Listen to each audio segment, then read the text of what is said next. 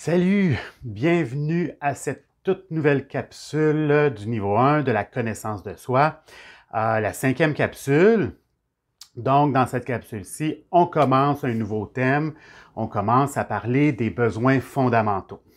Plusieurs personnes connaissent Maslow, Abraham Maslow, qui est le fondateur de cette théorie-là, une théorie de la motivation. Abraham Maslow est un psychologue américain. Bon, il est décédé en 70, ça fait déjà un petit bout. Il est considéré comme le père de l'école humaniste. L'école humaniste, grosso modo, c'est l'école de pensée qui considère l'individu comme ayant les ressources nécessaires pour atteindre son plein développement. Donc, il y a aussi Carl Rogers, qui est dans cette école-là aussi, qui est on pourrait considérer là, un père fondateur avec Maslow.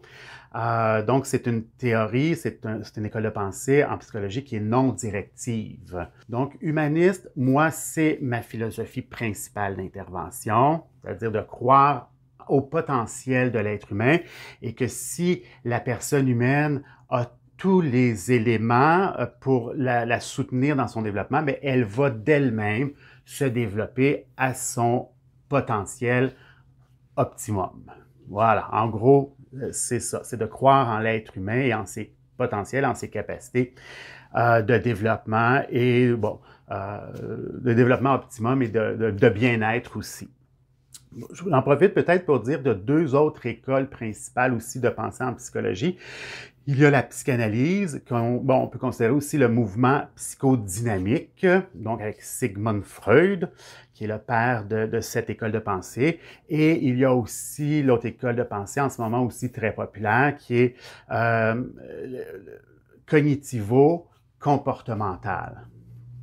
Donc, je n'entrerai pas là, dans ces considérations-là. Ce n'est pas vraiment notre but ici, mais je trouvais ça intéressant juste de te donner donc, des petits indices parce que quand tu vas faire des recherches, si tu as besoin d'une psychothérapie, bien souvent, c'est intéressant de voir, OK, c'est quoi leur école de pensée.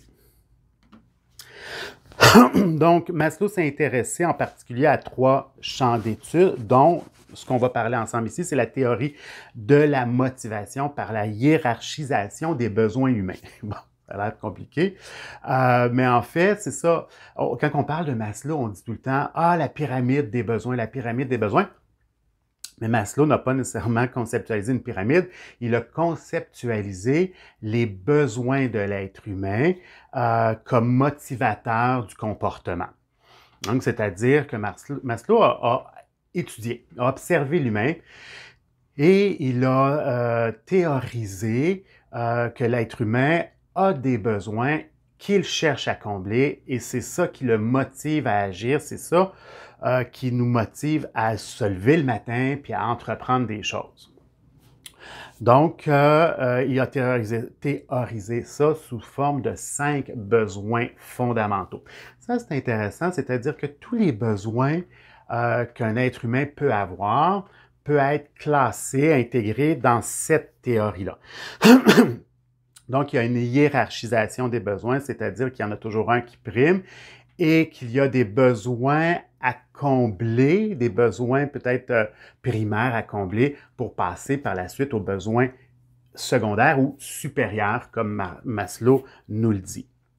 Donc, théorie de la motivation, c'est-à-dire que on a des besoins à combler, des besoins prioritaires, des besoins aussi supérieurs par la suite à combler pour atteindre finalement un bien-être personnel, pour aller vers le bonheur, si on veut.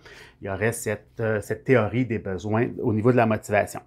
Il a aussi étudié, on va moins en parler nous, là, mais je tenais à le dire aussi, tant qu'à faire un petit résumé de Maslow. Il a aussi étudié les expériences paroxystiques. Moi, ce que j'entends aussi, expérience paroxystique, quand on est sur notre X, quand les astres sont alignés, moi, j'entends aussi déjà congruence. Je ne sais pas si tu as fait le lien, mais moi, c'est plus fort que moi, hein? Tête, cœur, jambe. Ça aussi, vois-tu, avec les valeurs, on va rajouter besoins. On est un peu aussi dans le même chemin, dans la même ornière, c'est-à-dire d'être sur notre X, de répondre à nos besoins, de respecter nos valeurs. Ce que les écrits nous disent, ce que ceux qui ont réfléchi en psychologie sociale nous disent, c'est que c'est vers là qu'on va aller pour atteindre un bonheur ou du moins une satisfaction plus grande à vivre. Bon, dernier champ d'études, évidemment, il a pensé à la santé psychique. Dans une des capsules, je disais que la psychologie a été s'intéresse beaucoup à la maladie mentale, mais avec Maslow, on a commencé à s'intéresser à la santé mentale. Donc, qu'est-ce qui fait qu'un individu est psychiquement sain? Donc, ça, c'est intéressant aussi de réaliser que, oh, OK, on a commencé à s'intéresser aussi pas seulement à la maladie mentale, mais aussi à la santé mentale. Ce que moi, personnellement, là, j'en ai fait mon champ professionnel. Ah oui, un fait à retenir important, ben moi je trouve ça important. C'est-à-dire que, tu sais, Maslow est décédé en 70, mais sa théorie a été créée dans les années 50. Donc là, on est rendu dans les années 2020, donc c'est-à-dire que ça fait, mon Dieu, ça fait 70 ans que ça roule, cette affaire-là. Et ça roule encore. Moi, c'est ça que je trouve le fun particulier, c'est-à-dire que la théorie de Maslow la théorie de motivation, là, avec la hiérarchisation des besoins, ça fait ça fait 70 ans que ça roule comme il faut. Donc, qu'est-ce que ça veut dire? Ben, ça veut dire que ça a sûrement du sens. C'est-à-dire, parce qu'en psychologie, comme dans tous les domaines, il y a beaucoup beaucoup de théories, théorisations, il y a des choses qui arrivent, et il y en a beaucoup aussi qui repartent aussitôt. Tu sais, des fois, ça fait des vagues, ça fait des modes, puis ensuite, bon, la vague se tasse, tandis qu'avec Maslow, ben, c'est encore utilisé. Et là, c'est ça qu'on peut regarder, c'est que en plus que ça fait plus de 60 ans, donc 70 ans que la théorie elle a été validée, puis elle continue à être utilisée et à fonctionner. Donc ça, c'est une preuve que, OK, c'est peut-être quelque chose que je peux peut-être baser là-dessus là, pour travailler à mon développement personnel.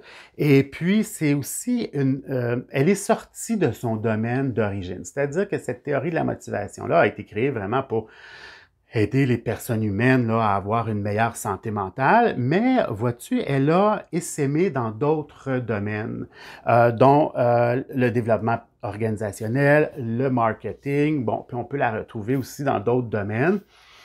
Donc, ce que ça me dit, moi, c'est OK, c'est-à-dire que c'est bon en psychologie, ça fonctionne en psychologie, c'est un outil qu'on peut utiliser pour notre santé mentale, mais en plus, il l'utilise dans d'autres domaines. Ça veut dire que, OK, il doit y avoir quelque chose là dont je peux avoir confiance, tiens, en cette théorie-là pour l'utiliser pour mon cheminement. On se revoit à la 6e capsule. Bye bye!